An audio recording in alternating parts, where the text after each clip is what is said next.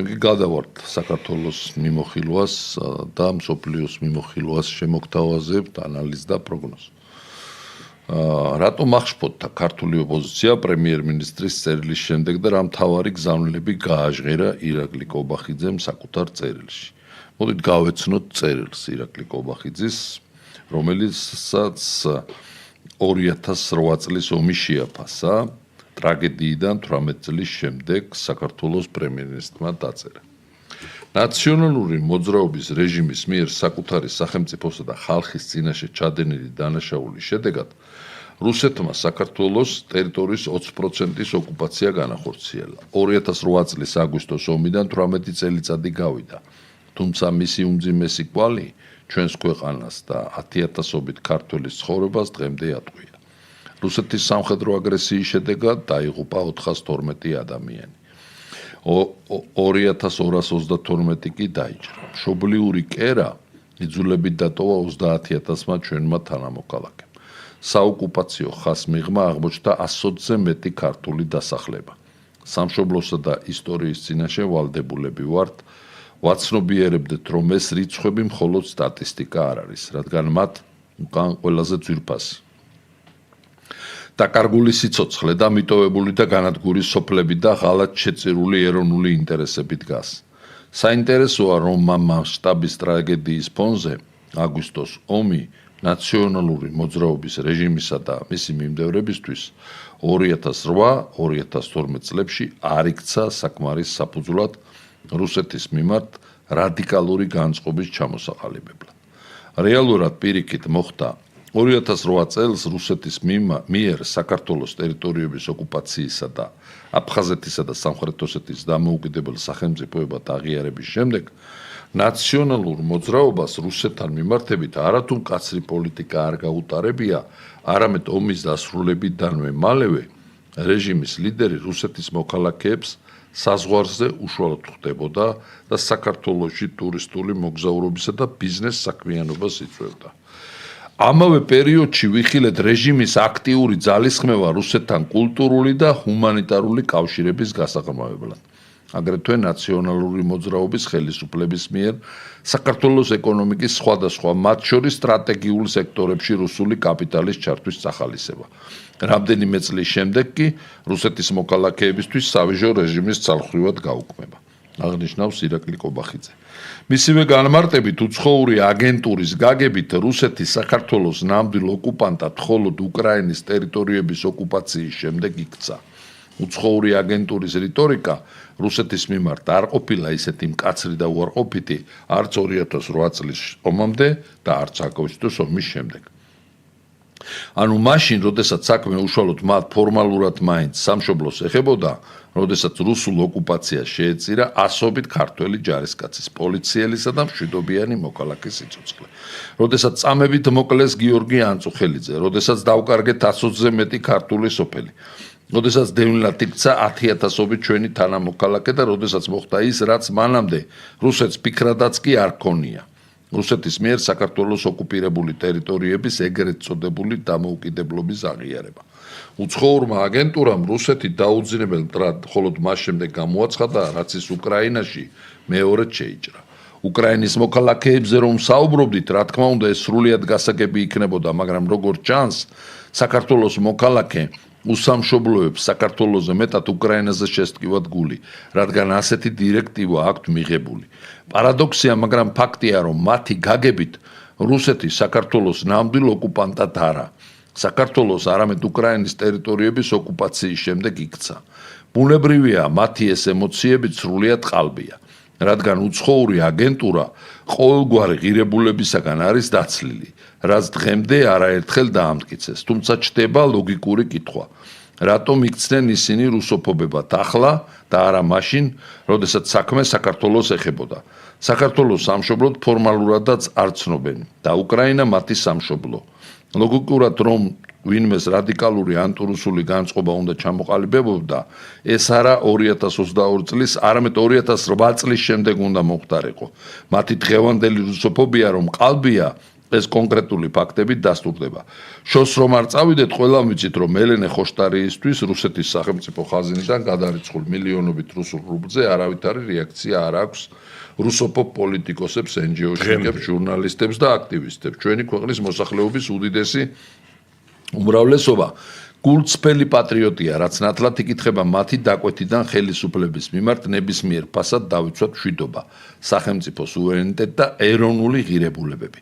თუმცა მიმაჩნია, რომ აუცილებლად უნდა დაისვას კითხვა, რომელზეც საზოგადოებამ უნდა იმსჯელოს. ყველამ ვიცით, რომ როგორც წარსულში, ისე დღეს აგენტურა საქართველოში გარე ძალების დავალების შესაბამისად მოქმედებს და მათი სამშობლო არა საქართველო, არამედ deep state-ია. ამ ფონზე საინტერესოა, რატომ არ ჰქონდათ მათ დავალებული რუსოფობია მაშინ, როდესაც ამის ყველაზე მძაფრი მიზეზი არსებობდა. ანუ 2008 წლის აგვისტოს ომის შემდეგ. რატომ დაევალათ რუსოფობია ახლა, როდესაც რუსული აგრესიის მსხვერპლი არა მათი ფორმალური სამშობლო, არამედ სხვა, თუნდაც მეგობარი ქვეყანა გახდა. ფიქრობ, საზოგადოება ამ ალოგიკურობას ლოგიკურ ახსნას იოლად მოუძებნის. გოგა, ამ განცხადებას, რომელიც სრულიად სამართლიანი განცხადებაა და შემიძლია თითოეულ სიტყვაზე მოუწერო ხელი ლოგიკური სრული ბოდვა და ანტისახელმწიფოებად განწყობილი პირის ნაზრები უწოდა ქართულმა ოპოზიციამ. ნიკა გვარამია წერს. ირაკლი კობახიძის წერილი ერთდროულად სისულელის და ქვეყნის ინტერესების ღალატის მანიფესტია. ცხადი არა პირველი, მაგრამ გამორჩეულად ცუდი და უცნაურად უადგილო. ასეთი აბდაუბდა, ამდენი ცილისწამება და ტყუილი, ცნებების და თარიღების ასეთი აღრევა და რაც თავარია ამ ხარისხის და მასშტაბის რუსოფილია ბიძინა ივანიშვილის ტექსტებშიც კი არ მახსენდება. ყველა ზემოთ მოყვანილი სიუხვით რომ გამოირჩევა მუდამ. არ დავიწყებ კითხაობას, რატომ მაინდა-მაინც ამ დროს და რატომ ამდენჯერ ნახმარი სიტყვა რუსოფობია. ეს მალე გამოჩნდება, ერთ სიტყვი მხოლოდ. ეს კაცი ფარჩაკია და მისი ტექსტებიც ფარჩაკობაა. ამათ ხელში რომ ჩვენი ქვეყანა ეს უკვე მაგათი ფარჩაკობა არ არის. სამწუხაროდ ჩვენია. ეს ის არ არის ნიკუტას რო ეძახიან? ხო, რა ვიცი. ქათამს რო ეძახიან. თვითონ ნაცები ეძახიან. ხო, ნაციონალურ მოძრაობაში ნიკუტას და ქათამს ეძახიანო და ეხლა მაგის კომენტარებს მე მგონი ამ შემთხვევაში არავითარი მნიშვნელობა არ აქვს, იმიტომ რომ მე შემიძლია ამას დავამატო კიდე ერთი ფაქტი, რაც შენ წაიკითხე ეხლა. რომელიც აბსოლუტურად ამაზრზანი, აბსოლუტურად აი წარმოუდგენელ რამესთან აგვაქვს საქმე და მე ეს გამოგიგზავნე, ეს არის მათი სახე. აი რას წარმოადგენენ გვარამია, რას წარმოადგენს ნაციონალური მოძრაობა, რას წარმოადგენენ ეგრეთ წოდებული ოპოზიციონერები, იქშვებიც იქნებიან რა.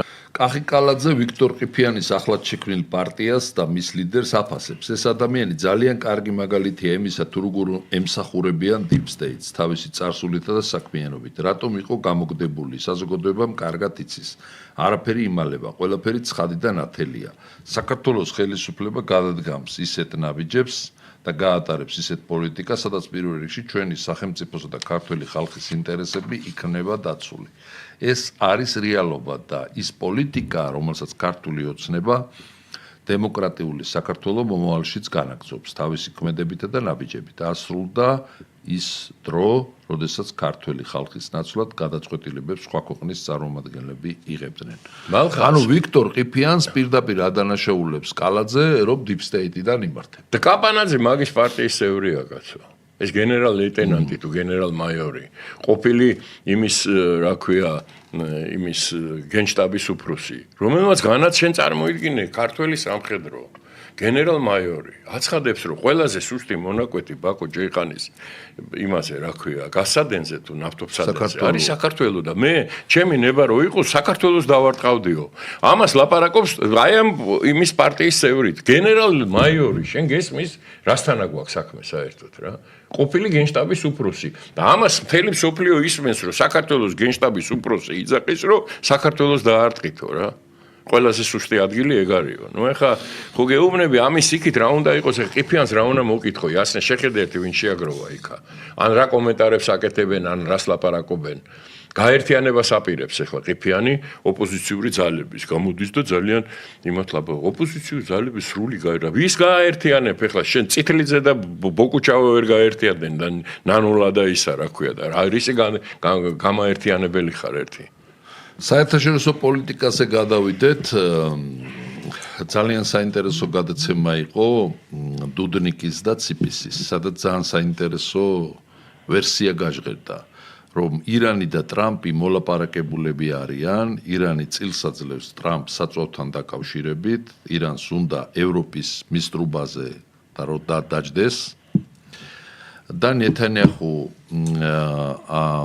ტრამპს ძალიან აღიზიანებს უკვე და ის თეთრსახში შეხვდა ერთ-ერთ ლენსი გრენს თავარი ლენსი გრენი იყო თავარი კორუფციონერი უკრაინიდან ფულს იღებდაო ამ სიტყვითო ხო მაგრამ იღებდაო რა და ხო დარჩა მემკვიდრე კაცო ეხლა ისა იღებს რომელიც სამსაკვეთო ცოლი არ გაიყვანეს და ხო ну да გააკეთებს ახლა იგივე დანიშნეს როგორ იმებს სენატორებს რომ დემოკრატიაზე გველაპარაკებიან ჩვენ ნიშნავენ დეპუტატებს ნიშნავენ პირდაპირ სენატორებსთან არჩევის მაგერად ნიშნავენ 6 თვე დარჩაო ტრამპსო და დღესო კუვეიტში ამერიკული ბაზები დაიბომბა ამ ცნობით და ტრამპი ტექნიკურად ანადგურებინებს ირანს ბაზებს რომ გავიდეს ახლო აღმოსავლეთიდან. აი ესეთი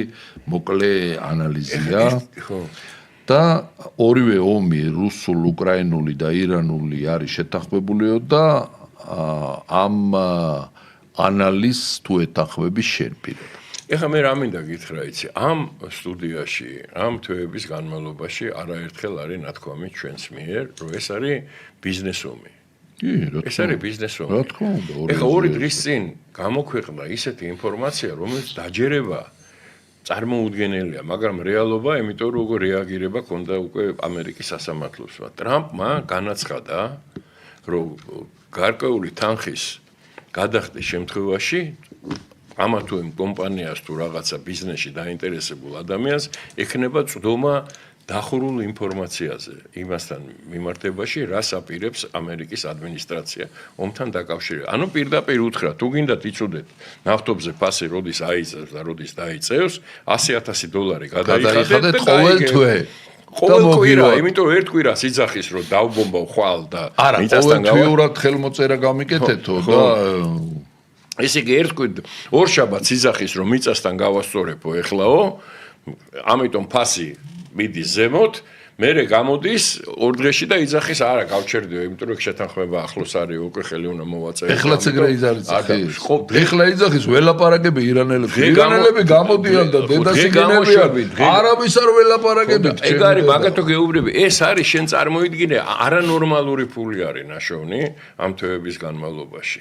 და აღმოჩნდა რომ მაგის შვილების კომპანიები და ახლობლების კომპანია ნავთობის ბიზნესში არიან ჩასული.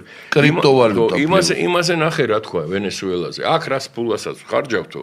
ვენესუელიდან ამოვიღეთ ვენესუელის ნავთობიდანო და მაინტერესებს კი, მაგრამ ვინ მოგცა უფლება ვენესუელის ნავთობის ისე მოხმარება, რომ კარგი მადურო არ ვარგოდა, მაგრამ ვენესუელას რას ერჩი? ვენესუელაში ისეთ ხელისუფლება დანიშნა, რომელიც ყურმუჭერელი არაფერი არ დაუნიშნია, ტყუილია ყველაფერი, ვინც იყო ის დარჩა, ეს სუ ბაკი ბუქია, მახო. სუ ბაკი ბუქია. პანამის არხი ხო აიღო, გრენლანდიაც მაგისია, კანადა 51 შტატია, ის სრუტე, მექსიკის სრუტე, ამერიკის სრუტე გახდა და ასე შემდეგ. ჩვენ ხო აი ეს ყველაფერი ვიცით, ხო?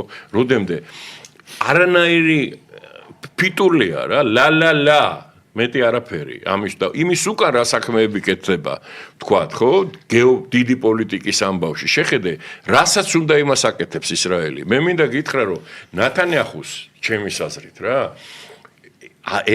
ის ებრაელი ერი დაწყევლის იმის გამისთვის რაც გაუკეთა ხო იმიტომ იქ ცხოვრება არ გინდა აი ამ ყველაფრის მერე რაც მაგათმა ჩაიდინეს ამ ნათანიაჰუმ რაც ჩაიდინა ამ უკანასკნელი თვეებისგან ისე ვიმეორებ დიდი პატივისცემით ჩვენი განსაკუთრებით ჩვენი აქაური ჩვენი ძმები ებრაელების მიმართ რა ეხლა ყველას კარგად იციან ქართველების დამოკიდება ებრაელებთან მაგრამ ერთი არის ჩვენი დამოკიდებული ჩვენი ისტორიული 26 საუკუნოვანი მეგობრობა და ასე ვთქვათ ურთიერთობა ერთმანეთს და მეორე არის რეალ პოლიტიკა, რომელსაც ვხედავთ, რასაც კონკრეტული ხელისუფლებები ჩადიან და რას აკეთებენ, ხო? ხო და ნუ ჩვენი მოვალეობა და გადაცემასაც ეგრე ქვია რეალური პოლიტიკა, ამიტომ ვლაპარაკობთ ამ რეალური პოლიტიკას. რასაც ვხედავთ, ხო, გაზა სექტორში რაც ხდება, ამას არაპატიებენ ნეტან უკვე შიგნით არის როგორი წინააღმდეგობაა მასთან მიმართებაში.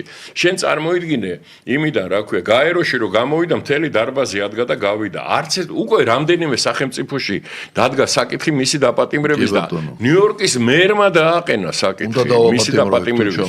ხო და შენ წარმოიდგინე ხო ეს ყველაფერი საიდან მოდის ხო გაუთავებელი გამოსვლები არის თელ ასე ვთქვათ სოფლიოში იმ პოლიტიკის წინააღმდეგ რასაც ნეტანიაჰუ ატარებს დღეს ხო იგივე პალესტინელებთან მიმართებაში და ამ შემდეგ ხო ეს იგივეა რა რომ ყველა გამოსვლას ტრამპი ამთავრებს იმით რომ ბირთვული იარაღი არ ექნება არავითარ შემთხვევაში და ისედაც სახით ირანი რომ არ მინდა ეს ბირთვული ხო გასაგებია მაგრამ რა შუაშია ბირთვული იარაღთან დიდი ხანია გადავიდა ეგ თემა ხო ხო და ეგ არის რა ჩვენ ვართ აბსოლუტური ნუ აი აბსურდია რა რასაც ჩვენ უყურებთ და ეგ კარგად უნდა გავითნობიეროთ ჩვენმა საზოგადოებამ და ზუსტად სწორი გზით მივდივართ სწორი ჩვენ ინტერესებს ვისავთ ჩვენ თავზე ვფიქრობთ ჩვენ შვილებზე ვფიქრობთ ჩვენ მომავალზე ვფიქრობთ